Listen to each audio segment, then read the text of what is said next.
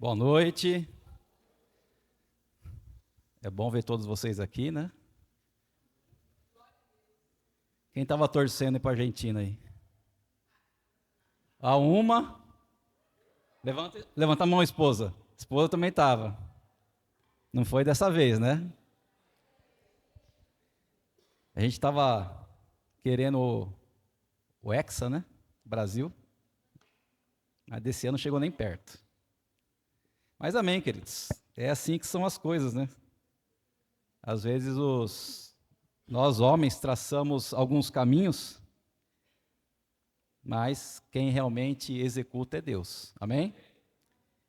Então a gente tem que sempre ficar na expectativa dos nossos sonhos, dos nossos projetos, e sempre antenados ao que Deus está falando ao nosso coração. Né? Esse mês aqui nós estamos vivendo um mês dedicado à família, né? As mensagens de domingo são todas voltadas à família. Nós temos orado pelas famílias. Nós temos um quadro lá atrás, quadro negro ali, ó, com várias fotos penduradas, né? Então, se você ainda não trouxe a foto da sua família e quiser trazer para a gente estar lá, representando, né, sua família aqui na igreja, vai ser um prazer para a gente pendurar a foto da sua família ali, né? Família, primeira instituição de Deus na terra, a família. É um projeto maravilhoso, é um projeto lindo. Infelizmente, é algo que nós estamos vendo a cada ano que passa se deturpar mais e mais.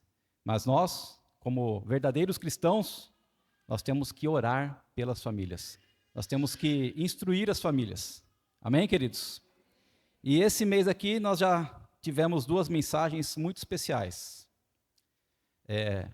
Viver o mês apaixonadamente, depois viver o mês humildemente, e hoje nós iremos ver, está ali já, viver o mês corajosamente, né? A gente vai ver que tipo de coragem, né, que nós temos que ter para viver como uma família abençoada por Deus. Muitas vezes, quando nós falamos em coragem, né, ouvimos a palavra coragem, a gente já pensa, na maioria das vezes, né, talvez, em desafios físicos, né, aonde que eu tenho que ter coragem para enfrentar um problema, coragem para enfrentar um inimigo. Coragem é sinal de força, mas nem sempre, né? Nós vamos ver hoje que nem sempre coragem é isso. Eu queria que vocês, para nós iniciarmos aqui, abrissem suas Bíblias no livro de Gênesis, capítulo 33. A gente vai ver uma história bem conhecida, né, sobre Jacó e Esaú, e a gente vai ver o que esse texto, o que essa história bíblica pode nos ensinar a respeito de coragem. Amém, queridos? Então, Gênesis capítulo 33, versículo 1 ao 4. E a palavra de Deus diz assim: De longe, Jacó viu que Esaú estava vindo ao seu encontro, e com ele vinham 400 homens. Então, ele dividiu os filhos entre Lia, Raquel e as duas servas. E ele colocou as servas e seus filhos à frente, e em seguida Lia e seus filhos, e por último Raquel com José. E depois ele mesmo passou à frente e, à medida que se aproximava do seu irmão, Jacó inclinou-se 7 vezes. Mas Esaú correu ao seu encontro e o abraçou. Ele colocou seus braços ao redor do pescoço de Jacó e o beijou, e os dois choraram. Oremos. Querido Deus e amado Pai, nós te agradecemos, Senhor, pela tua palavra. Te agradecemos, ó Senhor, pela presença do teu Santo Espírito em nossas vidas, Senhor. Te agradecemos por estar aqui, Senhor, nessa tua casa, nesse teu templo de oração e de adoração, ó Pai. Que a tua palavra, Senhor, nesta noite, seja realmente alimento para os nossos espíritos. Que ela venha nos fortalecer, ó Deus. que ela venha ficar gravada em nosso coração. Ao sairmos aqui dessa noite, possamos sair daqui transformados, regozijantes, possamos sair com uma nova esperança, Pai, que o Senhor olha para nós, e o Senhor cuida de nós, dos mínimos detalhes, e o Senhor nos instrui, Senhor, através da Tua palavra. Que a Tua palavra, Pai, não seja simplesmente para ouvirmos, mas seja para ouvirmos, praticarmos e obedecermos. É o que nós te pedimos, ó Pai, em nome de Jesus Cristo. Amém. Amém, queridos? Então nós sabemos que o próprio nome Jacó já significava aquele que agarra o calcanhar, né? Aquele que é usurpador, aquele que quer passar à frente de outras pessoas a qualquer custo, a qualquer preço. E a gente sabe que através das mentiras ele foi abençoado, né?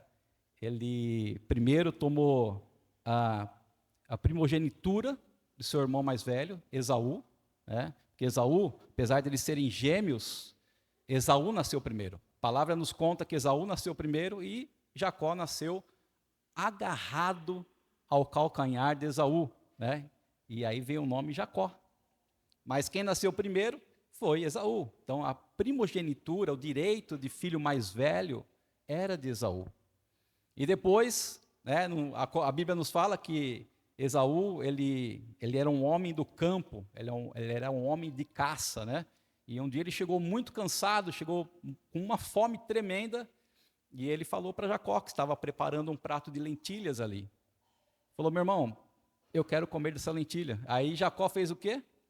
Jacó fez um trato com ele, né? Eu te dou desde que você passe para mim a sua primogenitura. E assim se foi, né? Eles fizeram esse trato e esse foi a primeira usurpada que Jacó deu em Esaú. E depois a história continua e nós sabemos, né, que o pai deles, Isaac, já estava muito velho, né, e queria abençoar Esaú. Queria abençoar Esaú, porque ele já estava para morrer. Ele não enxergava mais. Isaac já não enxergava mais. Ele chamou Esaú e fala, filho, vai lá. Você vai lá, vai caçar, né? E depois você traz essa caça, prepara essa caça, daquele jeito que eu gosto. E eu vou comer a sua caça, vou comer a sua comida, aquilo que você preparou, e eu vou te abençoar.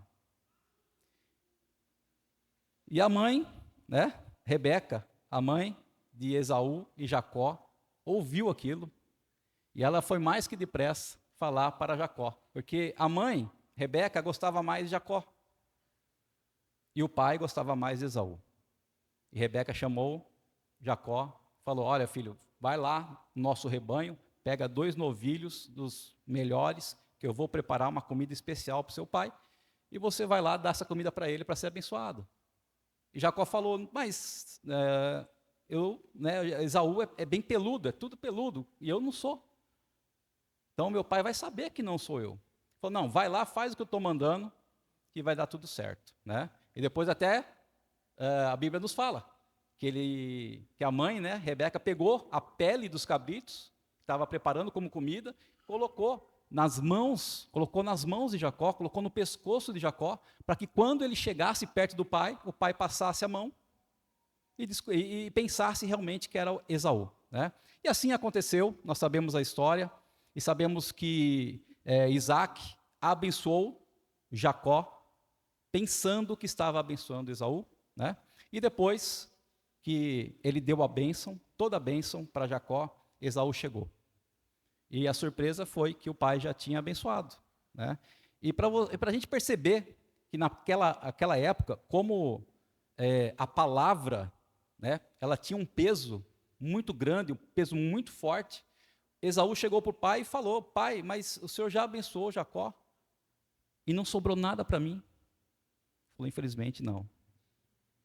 Já abençoei Jacó com todas as bênçãos que eu tinha, né?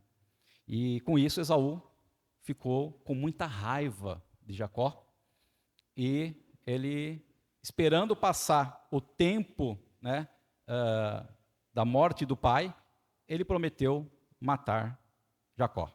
Então Esaú prometeu matar o seu próprio irmão. E a mãe ficou sabendo disso, falou, filho, foge, né? Foge, porque seu irmão vai te matar. E aí nós já sabemos a história. Jacó, ele vai embora para a terra do irmão, né, de Rebeca, que é Labão, e lá ele casa primeiro com Lia, né? Ele não queria casar com Lia, mas casa primeiro com Lia e depois casa com Raquel. Por quê? Né, ele trabalhou 7 anos, Jacó trabalhou 7 anos para casar com Raquel. Só que quando chegou na noite de núpcias, o que Labão, que era o pai de Raquel e Lia, fez? Deu Lia para ele se deitar. E ele não percebeu, né, na hora, né? Não é como os dias de hoje, né? Naquela época lá não tinha isso de namorar, né? Era no dia do casamento. Então ele não percebeu que era Raquel, se deitou com Lia, depois no dia seguinte, na manhã, que ele foi ver que não era. Então, quando a gente vê todas essas mentiras, né? A gente percebe que Labão, que era o pai de Raquel, né? Pai de Lia, irmão de Rebeca, já também era alguém que gostava de ludibriar as pessoas, né? Que ele enganou Jacó. A mãe também, que era Rebeca, a mãe de Jacó e Esaú, também mentiu. E Jacó mentiu, a gente vê que parece que tinha ali algo, né? Familiar ali, não sei, que o pessoal gostava bastante de mentir. Mas, enfim, o que acontece é que chegou um determinado tempo na vida de Jacó que Deus falou, olha, a gente tem que resolver essa situação. Você foi abençoado pelo seu pai, por Isaac, mas você, enquanto não mudar o seu jeito de ser, enquanto você não resolver as coisas que ficaram para trás, você não vai ser abençoado. E é aí que entra a parte da coragem. Então, coragem, né, se a gente for ver, ao pé da letra, significa o quê? Agir com o coração. Coragem, né, se a gente for, eu pesquisei, cor, são 2 palavras, a união de 2 palavras. Cor de coração e age de agir. Então, coragem, agir com o coração, agir com determinação. E isso aí, agir, é uma capacidade nossa, né, moral ou capacidade física que nós temos de enfrentar os nossos desafios. Enfrentar nosso medo, enfrentar os perigos, enfrentar as dores, incertezas, intimidações da nossa vida. Então, sempre que aparece um desafio desse, nós temos que ter o quê? Coragem, né? Coragem, que é agir com o nosso coração. E também não significa que eu ter coragem é uma ausência total de medo na minha vida. Não é isso. Quer dizer que eu sou um homem corajoso, quer dizer que eu não tenho que ter medo de nada. Não. O medo faz parte. Mas a coragem me faz o quê? Avançar. A coragem me faz avançar. Amém? E nesse mês, né? Que é um mês para a gente viver corajosamente, é um mês, então, que nós devemos o quê? Enfrentar os nossos desafios com todo o nosso coração, com toda a nossa alma. Isso é viver corajosamente, né? É você ter um alvo, é você ter um objetivo e você ter aquela dependência de Deus. Porque na maioria das vezes que a gente recebe uma instrução de Deus, recebe uma direção de Deus, essa direção, essa visão não vem com detalhes, não vem completa, não vem com um passo a passo, né? Um manual. Olha, você primeiro faz isso, aí depois você faz aquilo, aí você vai chegar aqui, aí vai acontecer aquilo com você, depois vai acontecer aquilo outro, e aí chega... Não. Geralmente Deus faz o quê? Ele te mostra só o primeiro passo. Ele te mostra o primeiro passo e aí vem a sua obediência, né? Então, nós temos que ter o quê? A certeza que é uma direção de Deus. Então, primeiro ponto de coragem é isso. É eu ter o quê? Uma dependência de Deus. Quantos personagens, homens da história da Bíblia, não tiveram que ter essa coragem, né? Noé, Noé, vai lá, constrói a arca. Noé passou 120 anos aí construindo a arca, né? Mas ele obedeceu. Abraão, também, o pai da fé. Quem mais? Moisés, teve que libertar o povo. Josué, conquistar as cidades. José, enfim, tiveram vários homens na Bíblia que tiveram que enfrentar seus medos, enfrentar as situações de receio, de intimidação, de não saber o que iria acontecer na vida deles, mas seguiram em frente. E nos nossos dias, quais são geralmente os desafios da nossa vida? Porque nós vimos que ter coragem é enfrentar os desafios com o nosso coração. Mas quais são esses desafios? Nós temos problemas, geralmente, de saúde. Quem não tem um problema, às vezes, em casa, num parente, uma família com problema de saúde. Problemas, às vezes, sentimentais na família, né? De pai que não fala com o filho, irmãos que não se conversam. Problemas financeiros, problemas profissionais, problemas conjugais, né? Aquele casal que não sabe que eles têm que ser uma só carne. Aquele casal que não sabe que tem que ter perdão, que tem que ter acordo. Quem não fez Casados para Sempre, tem que fazer. Amém? Mas existem também outros problemas. Vários tipos de vícios na vida da gente, né? Alguns mais visíveis, drogados, o pessoal que tem vício nas bebidas alcoólicas, até jogos, né? Sexos, enfim. Tem diversos tipos de desafio, diversos tipos de problema na nossa vida. Então nós temos que primeiro reconhecer qual é o meu desafio. Alguém aqui está tranquilo? Ou vocês têm algum problema para enfrentar? Eu creio que todo mundo tem um problema para enfrentar, amém? Todo mundo tem um desafio para enfrentar. Então nós temos que reconhecer qual é o meu desafio. E entender que eu não vou ter no momento que eu falar, não, eu tenho que resolver esse problema na minha vida. Talvez eu não tenha todas as respostas naquele momento. Talvez eu não tenha o domínio daquela situação. Mas eu tenho que avançar. Avançar mesmo assim. Eu tenho que dar o passo necessário. Confiando o quê? Que Deus vai me capacitar e Deus vai lutar por mim. Amém?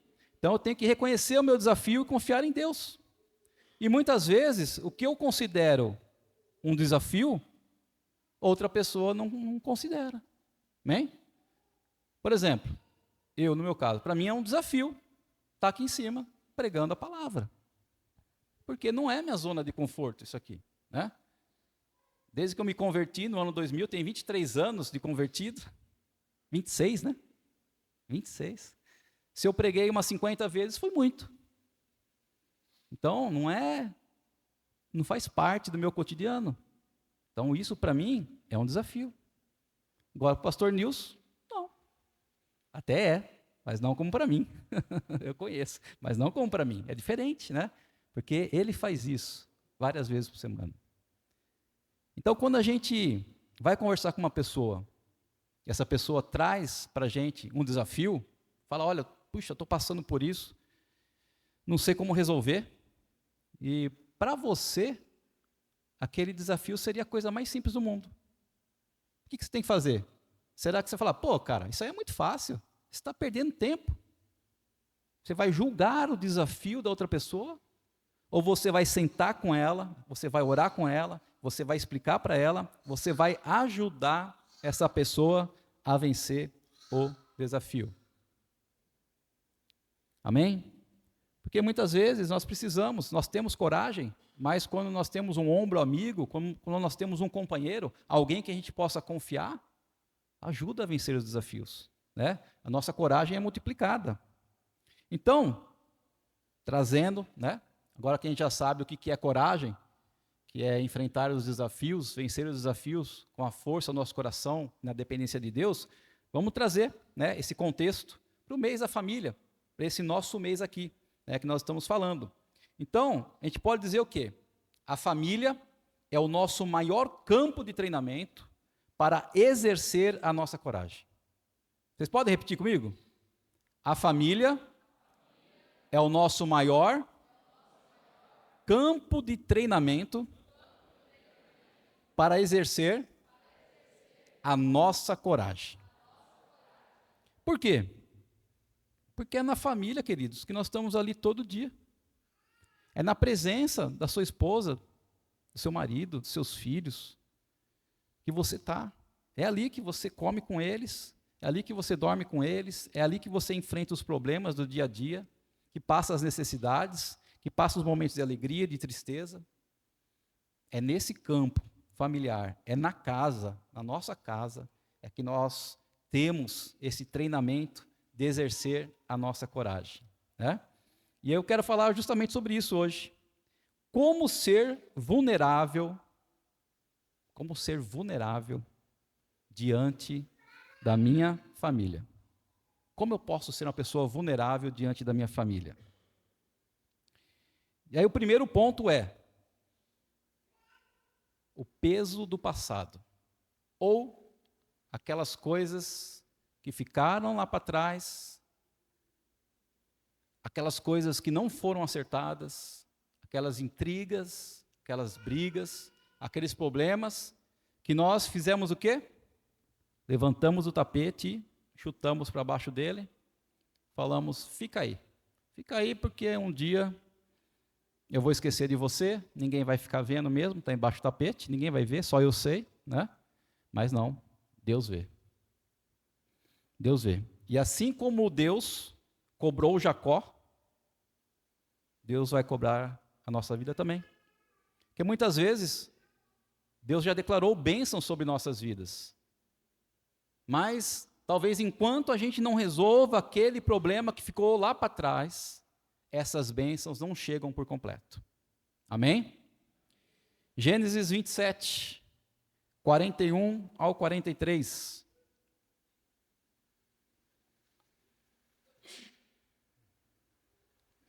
Esaú passou a odiar a Jacó por causa da bênção que seu pai lhe tinha dado. Esaú disse a si mesmo: os dias de luto do meu pai se aproximam, e depois matarei o meu irmão Jacó. De algum modo, Rebeca ficou sabendo das palavras do seu filho mais velho, Esaú. E ela então mandou chamar o seu filho mais novo e lhe disse: o seu irmão Esaú acha que só poderá descansar depois de matar você. Agora, meu filho, ouça o que vou lhe dizer.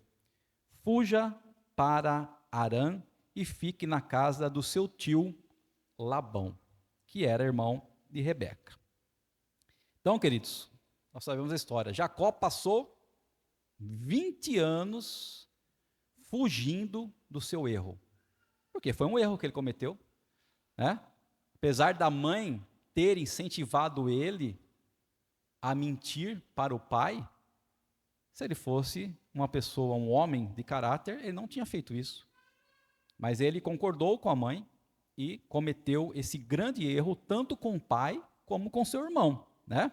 Então ele enganou os dois, enganou o pai e ele roubou a bênção do irmão. Só que depois de 20 anos longe, Deus chama ele de volta para casa. Amém? Então, se a gente for em Gênesis 32, que a gente não precisa, né? A gente for ler Gênesis 32, a gente vê quando Jacó já está com sua família, né? Já está com suas duas esposas, Raquel, Lia, já está com as duas concubinas, né? Com seus 11 filhos, seu gado, seu rebanho, com tudo voltando para a terra do seu pai, ele fica apavorado, né? E aí ele faz o quê? Que geralmente a gente tenta fazer. Quando a gente fica nervoso, quando a gente fica apavorado, a gente tem que resolver uma situação. O que geralmente a gente faz? Tenta resolver do nosso jeito. Tenta resolver da nossa maneira. E se a gente ler Gênesis 32, a gente vai ver que ele pegou, ele separou, né, os filhos com cada uma das esposas, aí pegou os rebanhos, pôs lá 5 rebanhos diferentes, um com cada um, que estava tomando conta, e deu instrução, você vai primeiro, assim, assim, assado, e vai depois. Então ele não sabia o que estava esperando ele. Ele não sabia o que estava esperando ele. E deu todas essas ordens aí, né? E o que ele queria, na verdade, é o quê? O que ele estava tentando, Jacó, com tudo isso? Comprar. Comprar o quê? A paz com Esaú. Mas não era assim que Deus queria que Jacó chegasse até Esaú. Não era desse jeito, né? Nós também, quando nós temos aí algum conflito, alguma espécie de conflito, algum problema mal resolvido, uma discussão com a esposa, alguma discussão com o filho, né? Em vez da gente chegar, conversar, dialogar, a gente tenta fazer o que muitas vezes? Em vez de enfrentar o problema, a gente tenta gerenciar, né? Não, toma um presentinho daqui. Não, vamos dar uma viajada, vamos dar um passeio, vamos dar uma saída, para a gente resolve tudo isso aí. A gente tenta fazer as coisas do nosso jeito, né? Mas nós não temos que gerenciar. Nós temos que fazer o quê? Enfrentar. Nós temos que encarar de frente. Então, a primeira coisa, queridos, é isso. É a gente desenterrar, tirar debaixo do tapete ali o que nós colocamos, né? Aquele peso do passado que nós colocamos, para poder restaurar, resolver, talvez uma inimizade, talvez uma briga, uma discussão, né? Alguém que você já não fala há muito tempo, eu não sei o que pode ser. Mas eu creio e tenho certeza que a vontade de Deus não é que você e eu deixemos esse problema debaixo do tapete. Ele quer que a gente resolva isso. E muitas vezes, para a gente resolver esse tipo de problema, assim como foi com a vida de Jacó, nós temos que ter uma virada de chave na nossa vida. Porque do jeito que nós somos hoje, do jeito que nós pensamos, ou do jeito que nós agimos, às vezes não é o jeito ideal para resolver esse problema. E aí vem o ponto 2, que é o ponto da virada da vida de Jacó. É a luta que ele teve com Deus, que está em Gênesis 32, do 24 ao 28, que diz assim: Jacó ficou sozinho. Então veio um homem para lutar com ele até o amanhecer. Quando o homem percebeu que não podia vencer a luta, tocou na articulação da coxa de Jacó, de modo que deslocou a coxa de Jacó, enquanto lutavam. E então o homem disse: deixe-me ir embora, pois já está amanhecendo. Mas Jacó respondeu: não deixarei que vá embora, enquanto não me abençoar. Qual é o seu nome? Perguntou o homem. E Jacó foi a resposta. E então o homem disse: você não mais se chamará Jacó, mas sim Israel, porque você lutou com Deus e com os homens e venceu. Amém? Essa é uma passagem, né? Que se a gente ficar pensando e se a gente quiser interpretar ela literalmente, a gente vai falar: vem cá, Deus desceu na terra, lutou com Jacó e Jacó prevaleceu sobre Deus? Como é que é isso? Então, isso aí nós temos que entender, né, de uma forma mais simbólica. Nós temos que entender que Jacó, ele estava passando por um grande desafio. Um grande desafio. E ele estava tentando resolver da maneira dele. E ele tinha as características dele. Então, quando ele lutou aqui com esse homem, né, com o anjo, com a presença de Deus ali, eu creio que ele ficou lutando com ele mesmo.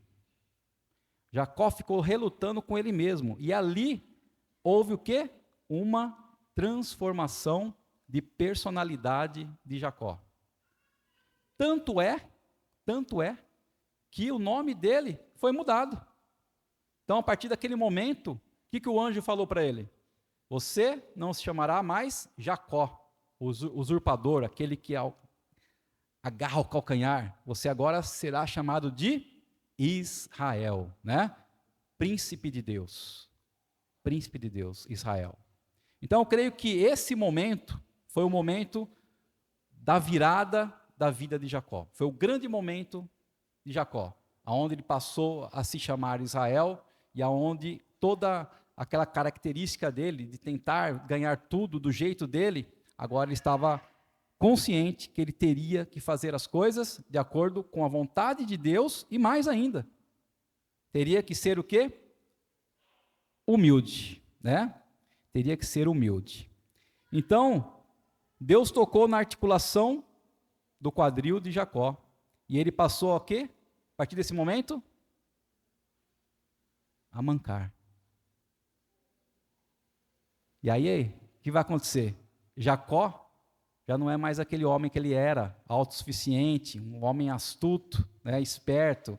Agora ele estava carregando o quê? Uma marca física da sua fraqueza, da sua fragilidade, da sua vulnerabilidade, né? Além do seu nome que foi trocado. Então, queridos, a coragem que nós temos que ter para ser vulneráveis com a nossa família, começa onde? No nosso relacionamento com Deus. Se eu quero mudar o meu jeito de tratar a minha esposa, se eu quero mudar o meu jeito de tratar os meus filhos, tratar meus colegas de serviço, eu tenho que começar fazendo o quê? Um relacionamento com Deus. Amém? Então é preciso deixar que Deus quebre o nosso orgulho. Porque ninguém consegue pedir perdão de verdade às pessoas, principalmente dentro de casa, na família, se nós não estivermos realmente quebrantados por Deus. Amém? Então é isso. Primeira coisa é nós tirarmos o peso do nosso passado, tirarmos aquela sujeira, saber o que nós temos que resolver.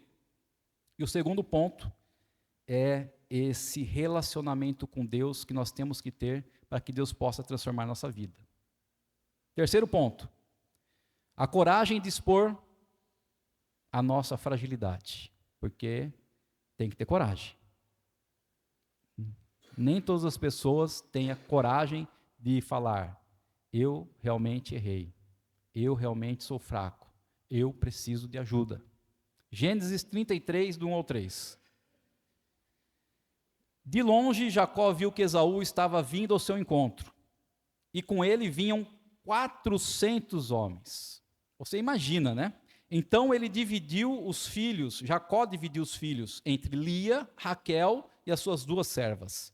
E ele colocou as servas e seus filhos à frente, primeiro pelotão, em seguida Lia e seus filhos, e por último colocou Raquel com José, porque era a esposa e o filho que ele mais amava. E depois, o que aconteceu? Ele mesmo passou à frente. E à medida que se aproximava do seu irmão, Jacó fez o quê? Inclinou-se 7 vezes. A gente sabe muito bem que o número 7, né, representa o quê? Completude, né? Completude. Então, ele se inclinar 7 vezes, estava significando que ali ele estava falando que ele era um servo total do seu irmão Esaú, né? Foi dessa maneira que Jacó chegou à frente de Esaú. E Esaú, você acha que ele vinha com 400 homens à toa? Eu acho que ele vinha para poder matar Jacó, né? Eu não sei, a Bíblia não nos conta qual era o sentimento de Esaú. A gente só fica sabendo depois, né? Porque quando Jacó vê Esaú chegando com 400 homens, ele toma uma atitude que ele nunca tinha tomado antes, né? Em vez dele se esconder atrás das famílias e dos bens dele, ele faz o quê? Ele vai para frente. Agora, ele foi transformado por Deus. Agora ele assume a posição dele, da onde ele deveria estar, à frente da família. Amém, homens? Onde que é a nossa posição? À frente da nossa família. E aí ele caminha mancando, né? Se curva 7 vezes até chegar perto do seu irmão Esaú. E aí nesse caminhar mancando e nessa fragilidade que ele demonstra para o próprio irmão, a fraqueza, ele não chega, então, talvez como ele chegasse se ele não tivesse sido transformado com peito de pombo, né? Peito estufado, o homem que foi abençoado pelo pai, querendo reivindicar todos os seus direitos. Não, ele chega humildemente e chega quebrantado. Amém? Então, viver corajosamente, como nós temos que viver, é o quê? Primeiro, assumir a linha de frente, nós homens, assumir as linhas de frente, né? E resolver os conflitos do nosso lar. Os conflitos da nossa casa não são para ser jogados debaixo do tapete ou deixados para a nossa esposa resolver. É nós, homens, que temos que resolver. E as esposas, lógico, têm que ser nossas auxiliadoras. Amém? O marido é que tem que ter a firmeza de olhar nos olhos da esposa sem usar de justificativas, né? E assumir o quê? A sua culpa, muitas vezes a sua culpa. E mostrar o quê? O seu mancar. O que é o nosso mancar? Nossas falhas, né? Nossas limitações. Então nós temos que abrir realmente o nosso coração, sem medo de perder a nossa autoridade. Porque muitas vezes as pessoas pensam que ser frágil, ser vulnerável, você abrir o seu coração é você perder a sua autoridade. Mas não é isso. Então esse é o terceiro ponto, né?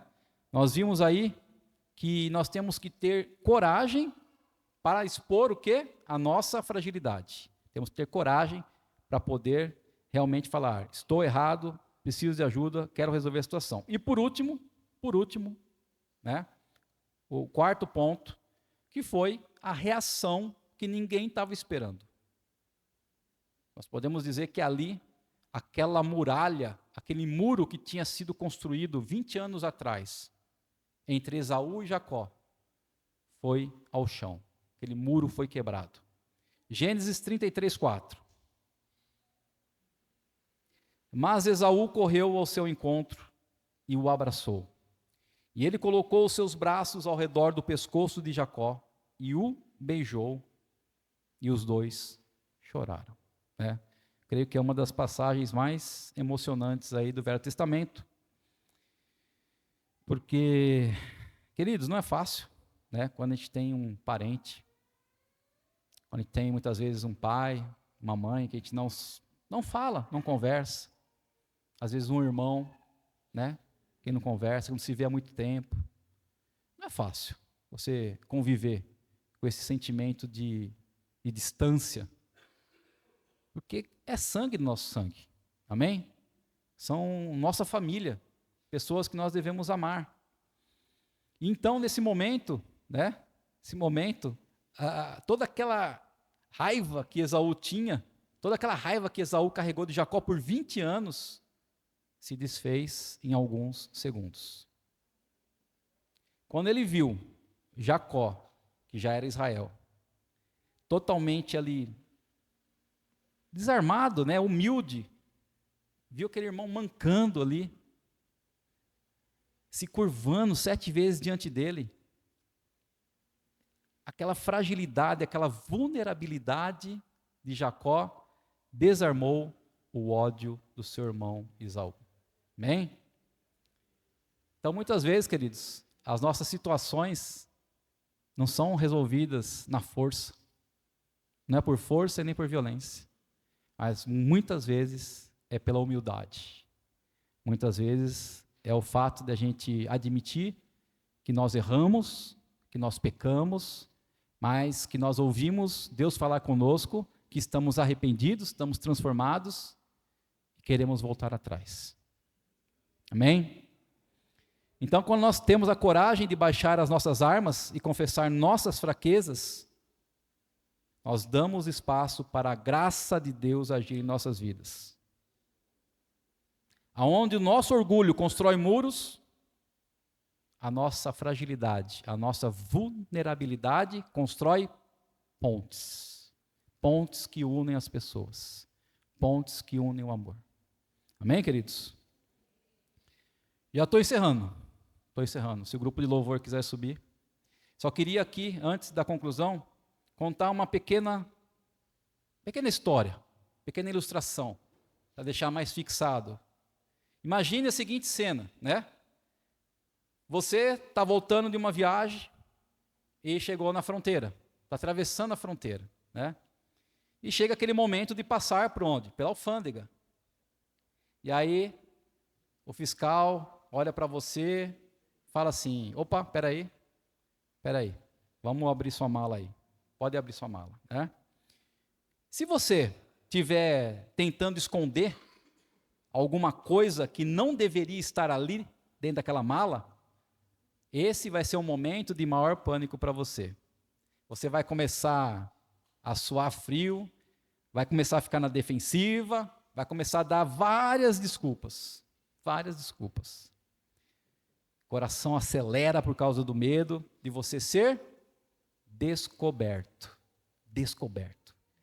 Mas, se pelo contrário você não tem nada a esconder, se você realmente não tem nada naquelas malas, ou se você tem, mas declarou, né, aquilo que você estava trazendo, aquilo que você trazia, você vai abrir aquela mala com total tranquilidade. Amém? Sabe qual é o problema de muitas famílias hoje em dia? Nós vivemos dentro da nossa casa como se estivéssemos tentando passar um contrabando pela alfândega. Nós estamos escondendo nossos medos, estamos escondendo nossas falhas, nossos erros, do nosso cônjuge, nossos filhos. Nós estamos morrendo de vergonha de sermos descobertos em nossas fraquezas. Viver corajosamente não é sobre ser um super-herói, alguém imbatível. É sobre ter a coragem de abrir nossas malas e poder dizer: aqui estão as minhas falhas. Eu não tenho nada a esconder de vocês. Não tenho nada. E assim, queridos, deve ser nossas vidas. Nós temos que abrir nossas malas e mostrar nossos defeitos, nossos erros. Nós temos que deixar o peso do passado para trás para sermos totalmente abençoados por Deus. Nós temos que ter aquele, talvez aquele ponto de virada na nossa vida. Sermos transformados por Deus como Jacó foi transformado. Nós temos que ter a coragem, a ousadia de demonstrar as nossas fraquezas, a nossa fragilidade. E com tudo isso, com toda a humildade, eu tenho certeza que os muros cairão. Amém? Na minha e na sua família os muros cairão. Enquanto o louvor vai entoar uma canção, gostaria que você, que está aqui com sua família, se você está aqui com sua família, se você não está sentado perto da sua família, vá agora, vá perto da sua família agora, em nome de Jesus. Se coloquem de pé em nome de Jesus.